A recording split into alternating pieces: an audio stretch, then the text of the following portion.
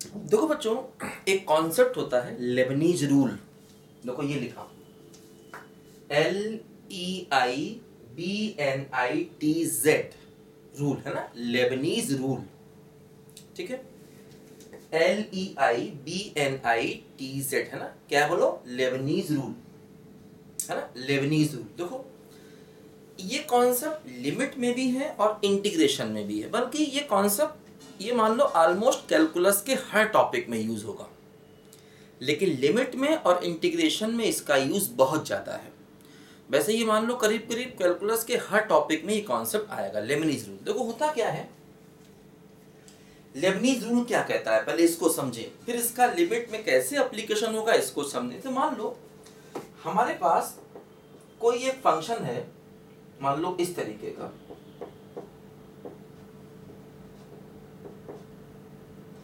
देखो ऐसा। देखो मेरे पास एक फंक्शन है जो इंटीग्रेशन के अंदर है ना, हमारे पास देखो एक फंक्शन है, देखो ये इंटीग्रेशन का साइन है, उसके अंदर है, और ये फंक्शन t का है पर विद रिस्पेक्ट टू t इसको इंटीग्रेट किया जा रहा है ना। ये फंक्शन देखो t के टर्म में है और विद रिस्पेक्ट टू t इसको हम इंटीग्रेट कर रहे हैं। ठीक है, लोअर अपर लिमिट x के टर्म में भी हो सकते हैं और कांस्टेंट भी हो सकते हैं, ध्यान दो। देखो जैसे यहाँ पर ये gx है, ये fx है, तो देखो lower upper limit function of x है, ये फंक्शन ऑफ x भी हो सकते हैं और इन दोनों में से कोई एक कांस्टेंट भी हो सकता है, दोनों नहीं, कोई एक कांस्टेंट हो सकता है ना। ध्यान दो, अंदर का वेरिएबल देखो बदला हुआ है, जैसे ये वेरिएबल x है तो अंदर का t और dt है, मतलब अंदर का वेरिएबल t है और t के रेस्पेक्ट में ही इंटीग्रेट किया जा रहा है ना, dt का मतलब t के रेस्पेक्ट में इसको हम इंटीग्रेट कर रहे हैं। देखो ध्यान दो, जैसे ऐसा कभी फंक्शन दिया जाए तो हम यहां से dy/dx निकाल सकते हैं। देखो जो अपर और लोअर लिमिट है उनके रेस्पेक्ट में किया जाता है डिफरेंशिएशन, ध्यान देना है ना। हम जो डिफरेंशिएशन करते हैं देखो वो, जैसे यहां पर वेरिएबल x है तो हम x के रेस्पेक्ट में करेंगे डिफरेंशिएशन, t के रेस्पेक्ट में नहीं। जो लिमिट्स का वेरिएबल होता है उसी के रेस्पेक्ट में करते हैं डिफरेंशिएशन। देखो ध्यान दो, अब जैसे अगर हम x के रेस्पेक्ट में डिफरेंशिएशन करें, देखो कैसे करेंगे, देखो इसका मेथड क्या होता है। देखो इसका मेथड ये होता है कि सबसे पहले t की जगह पर अपर लिमिट रख दो,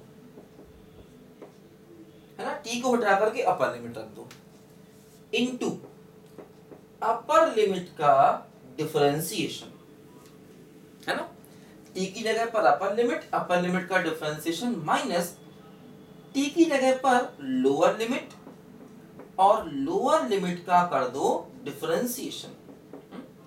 ये लेबनीज रूल होता है, मतलब इस पूरे थ्योरम को हम लेबनीज रूल भी कहते हैं, ध्यान दो है ना। क्या किया, t की जगह पहले अपर लिमिट रखा, अपर लिमिट का कर दिया डिफरेंशिएशन, माइनस t की जगह पर लोअर लिमिट को रखा और लोअर लिमिट का कर दिया डिफरेंशिएशन। देखो जैसे फॉर एग्जांपल मान लो हमारे पास ये है y equal to integral x से लेकर के x स्क्वायर, ठीक है, 1 प्लस टी स्क्वायर की पावर 1/3 dt, ऐसा मेरे पास है मान लो। देखो वेरिएबल t है, t के रेस्पेक्ट में इंटीग्रेशन है और लोअर अपर लिमिट x में है। अब मान लो अगर हमें dy/dx निकालना है तो देखो तरीका क्या होगा, t की जगह पर x स्क्वायर रख दो तो क्या होगा, 1 प्लस एक्स की पावर 4 1/3, है ना, t की जगह x स्क्वायर रख दिया और इसी अपर लिमिट का डिफरेंशिएशन तो 2x हो गया, माइनस t की जगह पर लोअर लिमिट रख दो और लोअर लिमिट का डिफरेंशिएशन क्या हो जाएगा बोलो, 1 हो जाएगा, ध्यान दो। ठीक है, देखो मान लो फॉर एग्जांपल हमें ये दिया गया इंटीग्रल 1 से लेकर के sin x, है ना, और मान लो हमें दिया गया है cos of t square dt, मान लो ऐसा दिया गया। अब हमें x के रेस्पेक्ट में करना है डिफरेंशिएशन, देखो क्या होगा, टी की जगह पर अपर लिमिट यानी कि कॉस ऑफ साइन एक्स का स्क्वायर इनटू अपर लिमिट का डिफरेंशिएशन यानी साइन का डिफरेंशिएशन क्या हो गया बोलो कॉस एक्स माइनस टी की जगह पर लोअर लिमिट तो कॉस 1 और लोअर लिमिट का डिफरेंशिएशन तो 0 है ना। टी की जगह पर अपर लिमिट का डिफरेंशिएशन माइनस टी की जगह पर लोअर लिमिट और उसका डिफरेंशिएशन। देखो जैसे मान लो हम ऐसे करके लें y इक्वल टू इंटीग्रल 2 से लेकर के u स्क्वायर है ना, और अंदर मान लिया मैंने फॉर एग्जांपल 1 प्लस जेड और dz, मान लो ऐसा भी हो सकता है।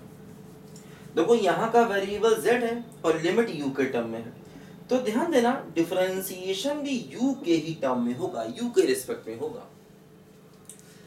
जिस वेरिएबल है ना जो लिमिट में मतलब जो इंटीग्रेशन की लिमिट में वेरिएबल होता है उसी के रेस्पेक्ट में करते हैं डिफरेंशिएशन।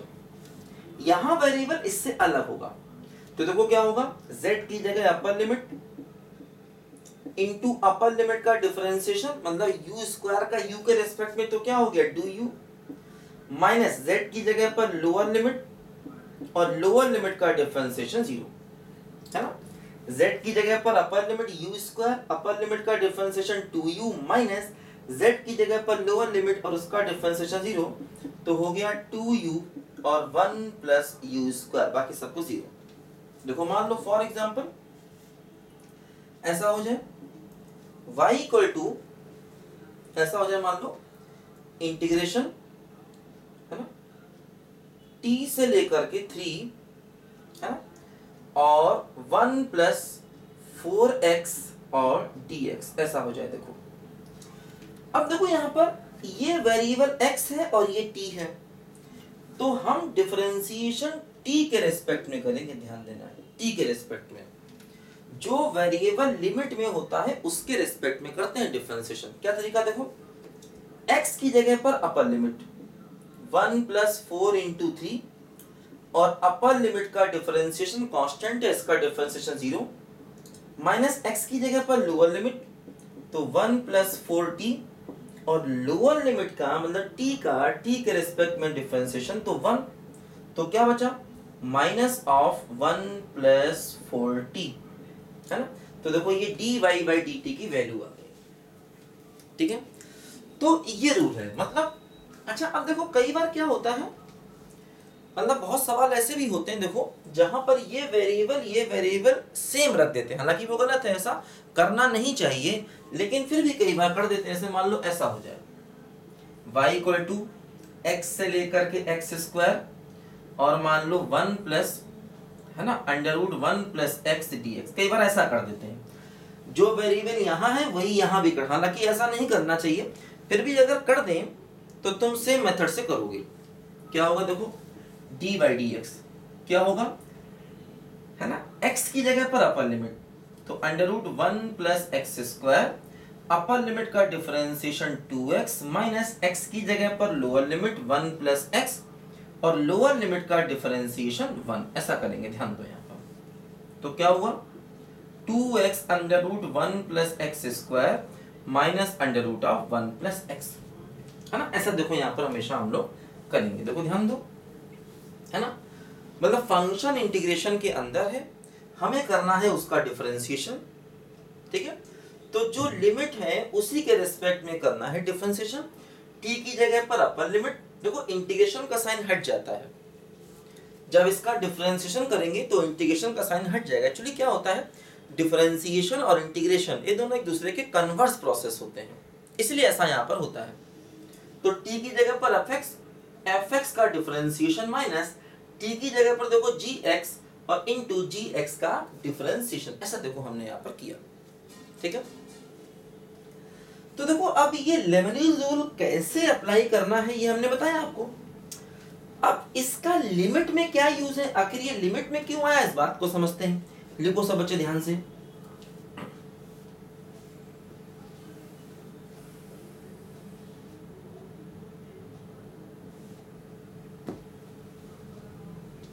ठीक है देखो कुछ क्वेश्चंस मैं आपको बताता हूं जिनका है ना इस रूल का यूज करके जो क्वेश्चंस निकलते हैं, है ना। और ये लेबनीज रूल मैथ्स में कई सारे टॉपिक में आएगा, ध्यान देना। खास तौर पे लिमिट में और इंटीग्रेशन में, दोनों में ये आएगा बहुत ज्यादा। बाकी किसी भी टॉपिक में वैसे देखो ये आ सकता है, मैं आपको बताऊंगा इसके और भी क्वेश्चन अलग अलग। देखो ध्यान दो, जैसे मान लो हमें क्वेश्चन करना है limit x tending to 0 integration 0 to x square sine of t square dt whole divide by x की पावर 6। मान लो देखो ऐसा क्वेश्चन हमें करना है फॉर एग्जांपल। अब देखो एक बात ध्यान दो, अगर किसी इंटीग्रेशन में लोअर और अपर लिमिट सेम होती हैं तो उसकी वैल्यू हमेशा 0 होती है। ध्यान दो, अगर किसी इंटीग्रेशन में लोअर अपर लिमिट एक जैसी होती है तो उस इंटीग्रेशन की वैल्यू हमेशा 0 होगी। ठीक है, देखो जैसे यहां पर लिमिट में क्या होता है भाई, जैसे हमें x टेंडिंग टू 0 दिया है तो सबसे पहला काम क्या करते हैं, x को 0 रखते हैं। जैसे मान लो हमने x को 0 रखा तो देखो ये तो 0 है, ये भी 0 हो गया, दोनों सेम आ गए। अगर x को 0 रखेंगे तो यहाँ पर 0 रखेंगे, दोनों लिमिट सेम, दोनों लिमिट सेम तो वैल्यू क्या हो गई 0। अब देखो अगर हम x को 0 रखेंगे तो ये भी 0 है ना।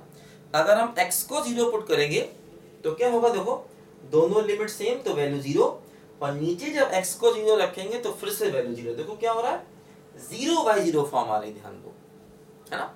अगर हम x को 0 पुट करें, देखो दोनों वैल्यू सेम तो वैल्यू 0, और देखो नीचे भी 0, ध्यान दो 0/0 फॉर्म आ रही। अब है ना 0/0 फॉर्म क्यों आ रही, फिर समझो। अगर हम x को 0 पुट करते हैं, देखो यहाँ तो डिनोमिनेटर में 0 हो जाएगा, लेकिन ये दोनों लिमिट सेम हो जाएंगे, दोनों लिमिट सेम तब भी वैल्यू 0 होती है ना। तो क्या होता है देखो यहाँ पर कि एक्चुअली 0/0 फॉर्म आ रही है, तो जब 0/0 फॉर्म आती है तो हम लगा सकते हैं लॉपिटल रूल को, है ना। जब भी कभी 0/0 फॉर्म आती है तो हम लॉपिटल रूल को लगा सकते हैं। देखो ध्यान दो, अब देखो ये सवाल जो है वो बिना लॉपिटल के हो नहीं सकता, ये क्वेश्चन बिना लॉपिटल के नहीं हो सकता, ध्यान देना। तो यहाँ पर ये मत समझना कि बिना लॉपिटल के कैसे करेंगे, नहीं होगा, बिना लॉपिटल के नहीं कर सकते इसको, है ना। तो ये क्वेश्चन लॉपिटल के बिना नहीं होगा, इसलिए ये क्वेश्चन अगर आपके 12th बोर्ड में लॉपिटल रूल नहीं है तो ऐसा कोई सवाल आपसे कभी नहीं पूछा जाएगा। और हाँ, आईआईटी में तो ये बहुत इंपॉर्टेंट कॉन्सेप्ट है, हमें लगता है आईआईटी का शायद ही ऐसा कोई पेपर हो जिसमें ये रूल उसने पूछा ना हो, है ना। मतलब अगर हम मैथ्स के 5 बहुत इंपॉर्टेंट कॉन्सेप्ट उठाएं तो उनमें से एक ये होगा, है ना। टॉप इंपॉर्टेंट 5 कॉन्सेप्ट अगर हम उठाएं मैथमेटिक्स के जो आईआईटी ने सबसे ज्यादा पूछे हैं तो उनमें से एक ये भी होगा। मतलब शायद ही ऐसा कोई आईआईटी का पेपर हो, और कई बार एक ही पेपर में 2-2 3-3 जगह एक रूल लगवा देता है आईआईटी, तो ये बहुत इंपॉर्टेंट रूल है, ध्यान देना बच्चों। अब देखो 0/0 फॉर्म बनना है, हमें इसमें लॉपिटल रूल लगाना पड़ेगा। लॉपिटल रूल कहता है कि न्यूमरेटर का अलग करो डिफरेंशिएशन, डिनोमिनेटर का अलग करो, है ना। तो देखो हम क्या करने जा रहे हैं, हम यहाँ पर लॉपिटल रूल को लगाने जा रहे हैं, ध्यान दीजिए। ठीक, अब देखो जैसे मेरे पास ये टर्म है y बराबर इंटीग्रल 0 to x स्क्वायर, है ना, 0 to x square sign t square dt। अब हमें करना है इसका डिफरेंशिएशन, तो क्या होगा, देखो सबसे पहले t की जगह रखो अपर लिमिट, तो क्या बनेगा साइन x की पावर 4, t की जगह x स्क्वायर रखा ना, t स्क्वायर x की पावर 4 इंटू अपर लिमिट का डिफरेंशिएशन 2x, t की जगह पर लोअर लिमिट साइन 0, और लोअर लिमिट मतलब 0 का डिफरेंशिएशन 0 ही रहेगा।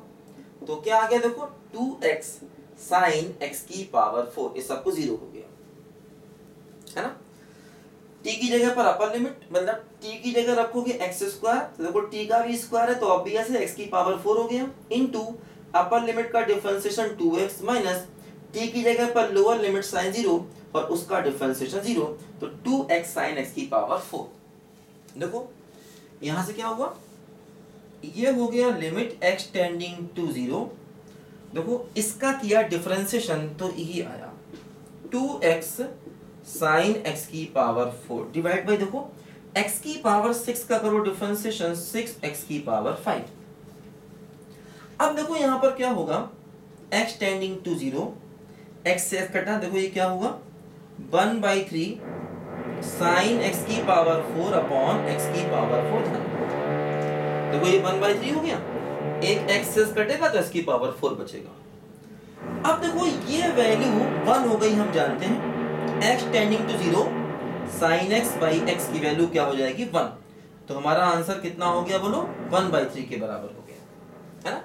ये पूरी वैल्यू 1 हो गई, देखो 2 से कैंसिल किया 1/3, ये एक x से x कैंसिल किया x की पावर 4, दोनों टर्म सेम है तो वैल्यू क्या हो गई 1, आंसर क्या आ गया 1/3। लिखो सब बच्चे ध्यान से,